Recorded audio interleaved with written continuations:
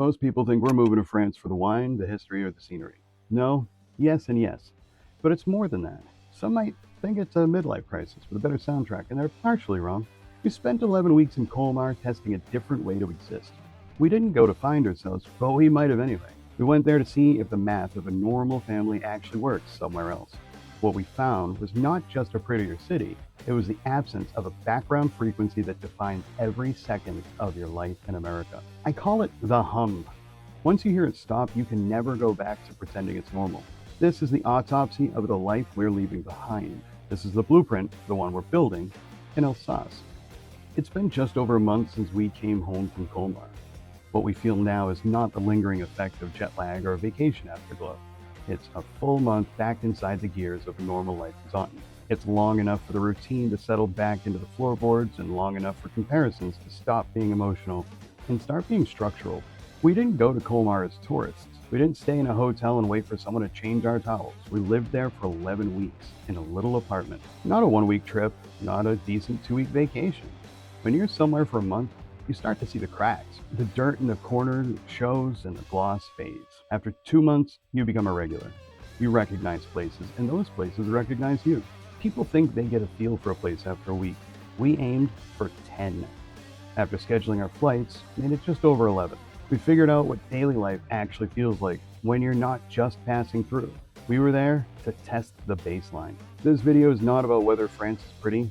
It is about whether the structure of a place changes how a family functions. After over 40 years in one system, I finally understand the rules of the other. Once you recognize that there's a different baseline, you can't unknow it. You can't go back to the old one and pretend it's the only way to exist. I lived for decades without a word for what I was feeling. I assumed it was just the weight of being an adult, but it's not just pressure. I tried to be clever and think of a big clever term for it, but it's just a hum. It's a low frequency vibration, like a heavy fan that's been running for so long. You don't consciously hear the noise, but you feel the shudder in the floor and in the walls, in your bones. You feel it the way you check your bank account before you even check your email. It's simply always there. Some days it gets louder when an unexpected bill arrives, or a medical appointment needs to be scheduled, or a shift in politics threatens your future. Car repair takes out your savings.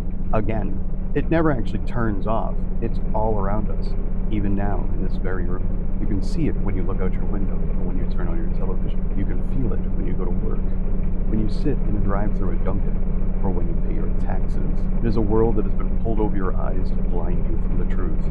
The truth that you are a number in a spreadsheet designed never to hit zero. It is a system that requires your constant vigilance just to stay level. It is the invisible fence that keeps you from ever truly feeling safe. Then we went to Colmar and the hum almost disappeared. It took a couple of weeks. As that fan slowly wound down, I started to hear things I didn't know were there. My own breathing, even. The absence of that constant background vibration of threat became a physical sensation. We still had our responsibilities. I still worked remotely. We still paid for everything. But the system didn't feel like it was waiting to punish a small mistake. When we saw doctors, we paid and we left. No lingering worry about what might show up weeks later. When we walked near crosswalks, cars stopped immediately. Not because of big signs and flashing lights, because that is how the system operates there. Those little confirmations, the simple doctor visits, the car that actually stops, the grocery trip that doesn't feel like an audit, they accumulate. They compound until you realize it. You are no longer bracing for impact. The hum is living inside a system where one mistake can cascade into a disaster. Once you experience a place where it disappears, you can no longer convince yourself that this vibration is mandatory. I grew up in Taunton. I know every back road and every intersection where you have to hesitate because someone might blow the sign or the light. I know what it means to go somewhere here. It means you get in a car. It's the only option. If I want to catch a bus, visit the local convenience store, or even reach the first sidewalk from my house, I have to walk roughly 40 minutes. 40 minutes of walking on the edge of a road built for machines that treat human life like an obstacle. That's not just an inconvenience, it's design. Design shapes behavior, and design shapes your nervous system. But those are not the days that matter. Today, everything's covered in at least a foot of snow. The plows didn't even go to the edge of the road. To assume you could walk safely in these conditions is moronic. Imagine trying to get to a minimum wage job by walking 40 minutes in the rain or snow. Imagine walking back in the dark while you're exhausted. A guy I knew up the street, Jeff, died that way over on Hart Street. He just didn't make it home one day, walking. They found his body days later where it landed after he was hit. No one was ever charged. My Aunt Lisa was killed on Main Street right by City Hall by a druggie under the influence. Those are just the people I personally knew. Am I really expected to walk around in this city? In Colmar, most of what we needed was within 15 minutes on foot. I remember sitting at Island Pokey on our first night. No horns, no chaos, just families and cyclists passing by in the dark. A few slow cars. It was the first time I realized that a city could be sane instead of chaotic. Walking there was not a punishment. We cut through parks with trees and benches where people sat without having to buy something to justify their existence.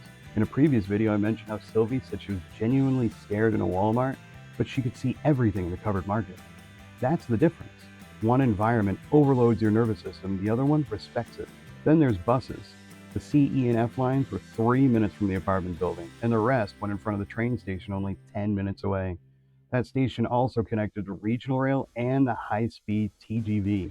It makes the term American high-speed rail seem like a joke. In the US, high-speed is usually just marketing for a slightly faster commute at a much higher cost. In France, the TGV is actual movement. And yes, I have a video of that trip too. Germany and Switzerland were under an hour away on the slow train or by bus, all from a city with a population comparable to Taunton. Why can't we do that? In the city of Taunton, the only bus near me, the one that's 40 minutes away by foot, runs between Walmart and Target. That's a consolation prize, not a transit system.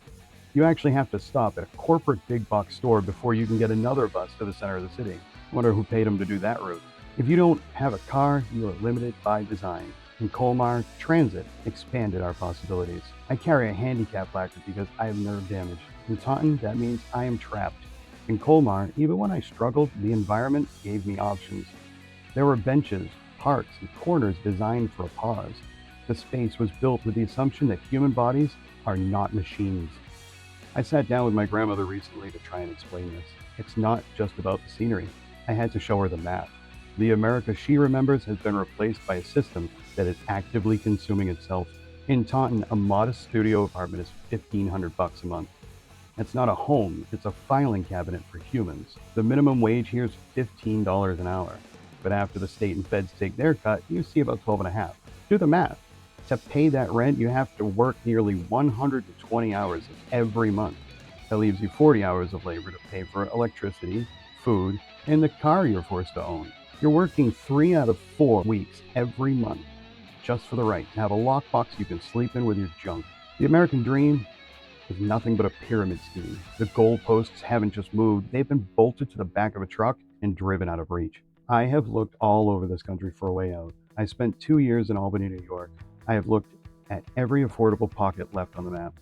The math is a closed loop. If the rent is cheaper, the pay is lower. I'm not interested in climbing over victims to reach a tax bracket that buys me a temporary exemption from this chaos. I'm not evil enough to play that game. For a family of 4, it's even more predatory. A 3-bedroom in Taunton, it's around $2,600. 2 adults earning $15 an hour bring home roughly $4,000 combined. Rent at $2,600 leaves you $1,400. One car repair or medical bill, and the math collapses. In Colmar, 2 adults earning minimum wage net €2,800. Rent at $1,200 leaves $1,600 behind. It's still tight, but the floor is solid because healthcare, transit, and 5 weeks of paid vacation are the minimum allowed by law. That money is not cannibalized by private insurance or $1,000 in car payments and car insurance. We live in a country where the politicians have all been bought. They don't even hide it. We are kept out of politics because we're too busy and too stressed to be active. We're just profit machines for the corporate gods. Protesting in France is a national pastime because it's effective. Protesting here always ends badly. The system's not broken. It's working exactly as those profiting intended. 3 weeks after we got home, I had an x-ray, ordered by the doctor. The billing people told me it was covered, but then the invoice arrived in the mail. $300. It's not just the amount that matters, it's the uncertainty. In America, you never actually know the price of anything until weeks later. It's a system built on gotchas. Contrast that with Colmar. We paid full price out of pocket as foreigners. It was €30 to see the doctor, about $35 American. It costs me $60 here, and that's my copay with insurance. The transaction was clean and transparent. No paperwork nightmare, no interrogation. They didn't even verify our address because they knew there'd be no surprise bill later. This month I dealt with the healthcare friction in real time. I needed a medication refill. CVS said the doctor needed a prior authorization. I called the doctor. Everything goes to voicemail. 11 days pass and I'm late on the dose. I finally walked into the office and they treated me like I was the problem for not knowing what they didn't tell me.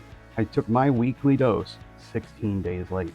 In Colmar, I met a doctor for the first time, and 10 minutes later, I had prescriptions. I walked to a pharmacy and left with what I needed. No attitude, no maze. Systems can be built to function or built to resist. We are living in a system built to resist. About a day and a half after we got home, I went to go buy a coffee maker because mine apparently couldn't survive 11 weeks without me. A kid pulled a gun on me because I didn't let him cut me off. The state police handled it. He was arrested. The stolen gun was retrieved. Everybody moved on. No headlines, outrage, or emergency alerts. It was treated like weather. Inconvenient, then back to traffic. That's what struck me. It's not a rupture in society. It's just another Tuesday. This is not abstract for me. In the last couple of years, guns have taken several people I knew away forever. I'm talking about Josh, Timmy, and Marie. Those are just the recent ones. I'm talking about multiple children who are growing up right now without a parent because it's just that easy to get a gun around here. Families have been hollowed out because a split-second escalation turned lethal. When that Glock was waved at me, I didn't freeze. I chased that truck until he was in custody.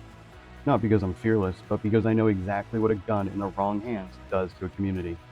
I've seen the wreckage it leaves behind and the lives of people I care about. We call ourselves civilized, but we consider this routine. We measure severity by the body count. If no one died today, we shrug and keep going. But when escalation over a lane change involves a deadly threat with a firearm, your nervous system changes. It teaches you vigilance, teaches you to scan the environment, and it teaches you to be ready for violence at any moment. In Colmar, I didn't feel invincible. I didn't assume crime was zero. But I didn't feel like everyday friction could escalate into lethal force. Most of the people I met there have never seen a gun in real life. Here, the possibility is always in the room. That background awareness is exhausting. I don't want that normalized for my kids. I don't want their baseline to include the idea that a traffic disagreement can involve death. I don't want "no one died" to be the metric for whether a day was successful. We call this freedom, but when armed confrontation becomes ordinary, you have to ask what kind of ordinary you're defending. Ordinary life in Colmar felt calm. Ordinary life here requires armor. Vigilance is exhausting, and I am done paying that tax. Everything we've talked about leads to one place: our kids. When I think about Sylvie and Reese at 22 years old here, I don't see momentum, I see delays. I see them sending applications into a black hole, facing a job market where venture capital groups strip companies and turn employees into disposable line items. Even basic jobs at cafes and grocery stores have turned into nightmares for their workers. I see them carrying student loans on top of rent, on top of car payments. And I see them launching into adulthood already in the red. In 3 generations, we moved from one income supporting a family to 2 incomes, and in my generation, the kids needed to work before they even graduate. What's the next step? Jobs for fetuses? Here, you can do everything right and still graduate into a market that's oversaturated and underpaying. Now look at what we saw in France. After high school, students can take a year off without any stigma. University tuition is minimal or non-existent in public institutions. These are real universities with real degrees that are respected around the world, and they're accessible by train. There's even a campus right in Colmar. It changes how adulthood begins. It means the launch is not financially sabotaged before it even starts. Going to Colmar was at a higher financial cost than we expected. It was a struggle. It was a high price to pay, but it was worth every bit of that pain. I believe someone struggling with kids had to do this. We had to prove that getting away is not just a luxury for the rich or the childless. It's a necessity for the rest of us. In Colmar, I saw adults working at grocery stores and cafes with dignity. Those jobs weren't seen as moral failures. Here, those roles are stigmatized and unstable. But what if becoming something doesn't have to mean abandoning dignity in the meantime? What if adulthood does not have to begin with panic? I don't want my kids launching into a system where the first lesson is fear. Fear of debt, medical bills, and being easily replaceable. Providing stability for them provides stability for us. This isn't about chasing romance in Europe. It's about reducing that structural drag before it defines their lives. We're not trying to make them cash rich. are trying to make them free from unnecessary pressure, not from work or responsibility, but from structural hostility. There's a massive difference. Once you see your children walking through a city safely and dreaming without calculating debt, you realize that this is the only path. The story we were sold about America being the pinnacle of human civilization has a massive structural flaw. It requires you to ignore your own eyes. It's easy for those in other places to say America has all the opportunities, but most of them haven't come here to see the cracks like we did in Colmar. We tested another system for 11 weeks and the baseline was objectively more stable. It was predictable and boring. Boring is the ultimate luxury when your current life is a series of high-stakes gambles. We're not chasing a fantasy. We walked the streets, rode the buses, and saw the doctors without insurance. The structure held while the American one is visibly fracturing. Coming home feels like a layover in a terminal that is falling apart. The verdict is probably Colmar, almost certainly Alsace. The case is nearly closed. We've already hired the realtor. This is for regular people who are tired of being one medical bill or one unhinged driver away from a total collapse. We're looking for a system that does not treat our existence as a profit center. Staying here is not loyalty. It is negligence, and we're going somewhere safer for us and for them. If you're still here, it's because you hear that hum too. You know the math in your own town is failing. We're documenting this move from the Visa assets to the authentic, no-lies struggle of moving a family of four on a budget. We want to prove it's possible for regular people. No rich gloss, no childless fantasy, just the raw truth of the exit. If you want to see how we dismantle a life in Massachusetts and rebuild it in Alsace, subscribe. Tell me what the hum sounds like in your city. We're going. If you're looking for an out, you should come with us. We really appreciate your likes, comments, and support. I think with all the great questions we received, a Q&A video should be coming soon. So post a comment and be kind.